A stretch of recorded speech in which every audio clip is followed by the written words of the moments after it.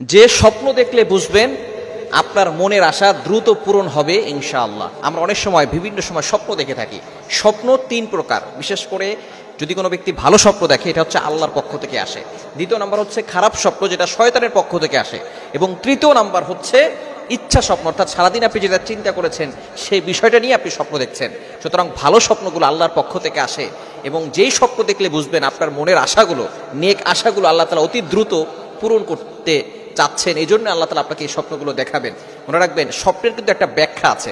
নবীজি সাল্লাল্লাহু আলাইহি ওয়াসাল্লাম সবচেয়ে বড় স্বপ্নের ব্যাখ্যাদাতা ছিলেন, এবং ইউসুফ আলাইহিস সালাম সবচেয়ে বড় স্বপ্নের ব্যাখ্যাদাতা ছিলেন, এবং আবু বকর সিদ্দিক রাদিয়াল্লাহু তাআলা আনহু স্বপ্নের ব্যাখ্যা দিতে পারতেন, এবং মুহাম্মদ ইবনে সিরিন রাহমাতুল্লাহি আলাইহি তিনি তার যুগের সর্বশ্রেষ্ঠ স্বপ্নের ব্যাখ্যাদাতা ছিলেন।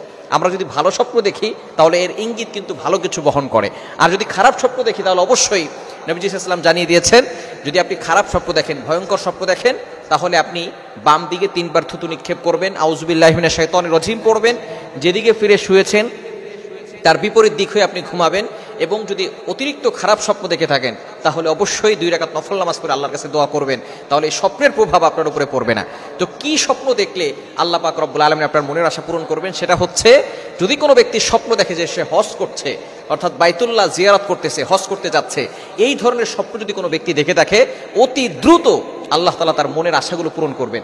অনেকেই আমাদের কাছে ফোন দিয়ে বলে, বিশেষ করে মালয়েশিয়া যে সমস্ত ভাইরা আছেন, প্রবাসী যে সমস্ত ভাইরা আছেন, তারা আমাদেরকে ফোন দিয়ে বলেন, হুজুর আমি তো এই স্বপ্ন দেখছি আমি হজ করতে যাচ্ছি, আমি হজে যাচ্ছি। যদি এই স্বপ্ন দেখেন তাহলে অবশ্যই আল্লাহ পাক রব্বুল আলামিন আপনার নেক আশাগুলো পূরণ করবেন। আবার অনেক সময় আমরা নামাজ পড়তে দেখি, নামাজ পড়ছি, নামাজের কিন্তু অনেক স্বপ্নের ব্যাখ্যা আছে, কয়েকটা দিক রয়েছে। আপনি কোন সময় নামাজ পড়ছেন, অথবা দাঁড়িয়ে নামাজ পড়তেছেন নাকি বসে নামাজ পড়তেছেন, কয়েকটা স্বপ্নের ব্যাখ্যা রয়েছে। সুতরাং কোনো ব্যক্তি যদি নামাজ পড়তে দেখে যে সে দাঁড়িয়ে দাঁড়িয়ে নামাজ পড়তেছে, এটাও কিন্তু খারাপ নয়, এটা ভালো লক্ষণ।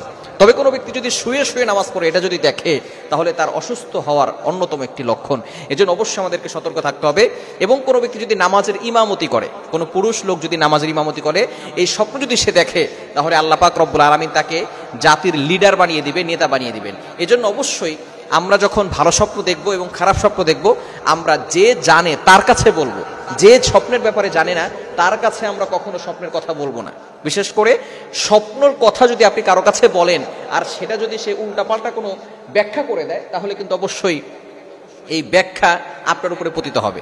এজন্য অবশ্যই সবসময় চেষ্টা করা দরকার, স্বপ্ন যেটাই দেখবেন, ভালো স্বপ্ন যদি আল্লাহর পক্ষ থেকে আসে, এবং খারাপ স্বপ্ন যেটা শয়তানের পক্ষ থেকে আসে। এবং অনেক সময় আমরা আরো ভয়ঙ্কর ভয়ঙ্কর স্বপ্ন দেখি, মানুষের মাথা দেখি, কঙ্কাল দেখি, এবং বিশাল বড় আকৃতির মানুষ দেখি। আবার অনেক সময় দেখা যাচ্ছে যে উপর থেকে আপনি নিচে পড়ে যাচ্ছেন। এরকম স্বপ্ন যদি আপনি দেখে থাকেন, তাহলে অবশ্যই আপনি ঘুমানোর সময় আয়াতুল কুরসি পড়ে ঘুমাবেন, এবং 4 কুল পড়ে ঘুমাবেন, ওযু অবস্থায় ঘুমানোর চেষ্টা করবেন, ট্রাই করবেন। তাহলে ইনশাআল্লাহ এই আমলগুলো করলে একজন ফেরেশতা আল্লাহ তাআলা নিযুক্ত করে দিবেন, ওই ফেরেশতা আপনাকে প্রটেক্ট করবে, হেফাজত করবে। এই জন্য খারাপ স্বপ্নের কথা কাউকে বলবেন না। আল্লাহ তাআলা আমাদের সকলকে স্বপ্নের মাধ্যমে সকল ধরনের ক্ষতি থেকে বাঁচার তৌফিক দান করেন।